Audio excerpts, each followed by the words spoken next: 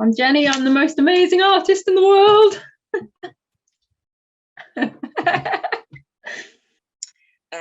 My name is Lusa Rabadzik. I'm a writer, translator, and multidisciplinary artist. I was born in France and I'm based in England. Some recurring themes in my practice are, especially in my creative writing practice, actually, are languages, memory, grief, mental health. Reflecting on gender, what it means in our society and how we challenge it is also essential for me. Hello, I'm Phoebe. I am an artist based in Athens. I'm a theatre pedagogue and I combine tools of play and art in how I teach. And I'm also a researcher with artistic practice. And my main takeaways from today have to do with distance and how being an observer can create this distance to look at things in a different way. Any part of your body, and just kind of try and get your weight to kind of hang from that piece of string. And if you want to take that piece of string off that bit of body and put it somewhere else, you can tie it to the center of you. Oh, that's actually quite hard.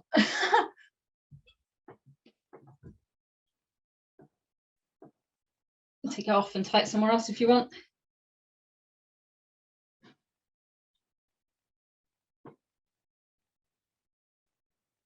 So it's kind of just playing around with, yeah, where that center of balance and that kind of weight of your body is. All right, hi, I'm Netta, and I am a theatre maker and director.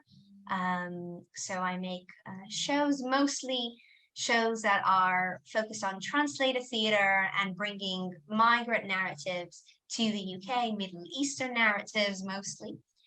And the shows I make are usually very visual in their approach. And in the past 2 years, my practice has been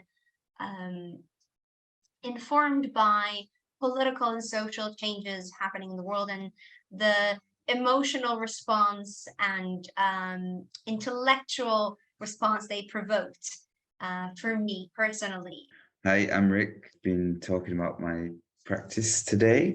There's a few strands to it, but a lot of it comes from my diverse backgrounds around social work, mental health, multimedia, DIY music, and many other things, and exploring praxis, of putting theory into practice. Some ways I do that is through participatory projects, which usually use kind of walking and psychogeography inspired critical and radical approaches, exploring spaces in different parts of the world as well, and different viewpoints and subjectivities is really quite amazing, and questioning things and pushing each other, but in a very respectful way, and to a point where we can actually gain courage as being part of a collective rather than individual. Hello, my name is Trisha Enns. And I am currently based in Montreal, Canada. I'm as an artist, researcher, designer. My work really pivots and explores mapping, working with others, and using debris or elements that get overlooked and fragments of public space.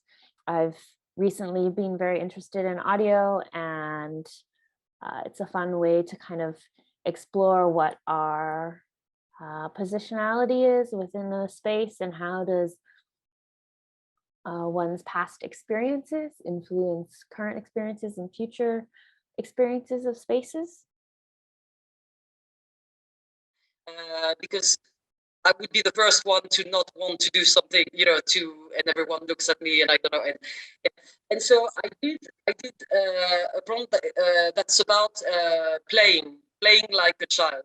And before I tell you more, I just wanted for us to maybe have a few minutes. And if you can reflect on, if you feel like doing so, obviously, otherwise you can always get yourself a cup of coffee. But what sort of game you like to play as a child? Here, in this whole new place, I can see trees and flowers, and I can hear the birds. I can smell wood and water into earth. And I can also see the river that I used to walk to as a child, not necessarily on my own. And yes, I see it from a completely different town today, a town I really didn't know as a child, even though it was so close. I could have gone here. So first of all, it was very calming and relaxing. So thank you for that, Jenny.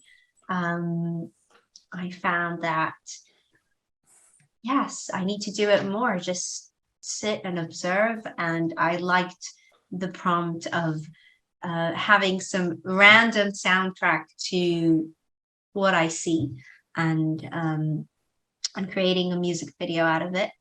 And the coincidence and the juxtaposition is really interesting, and how that is something that is sort of doesn't end. Like, it could continue, and we could use all sorts of methods for it, but we make the connections ourselves, and other people, if they view our work, will make the connections themselves. Something that is sort of keeps rolling. I think it was great to learn a bit more about our individual practices. So today, learning about Lou's practice is really good. Definitely could spend even more time doing that, but I think it's really good for us as a collective.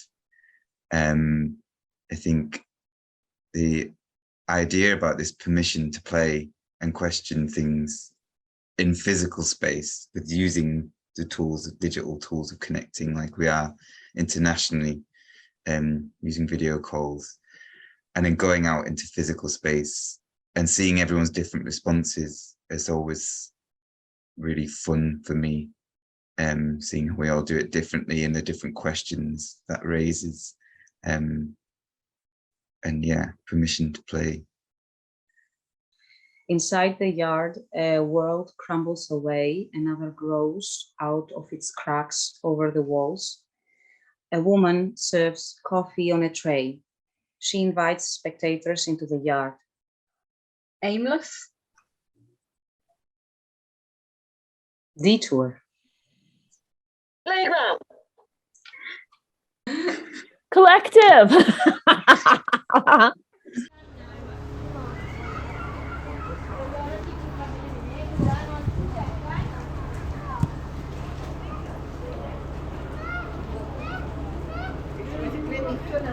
First to the back.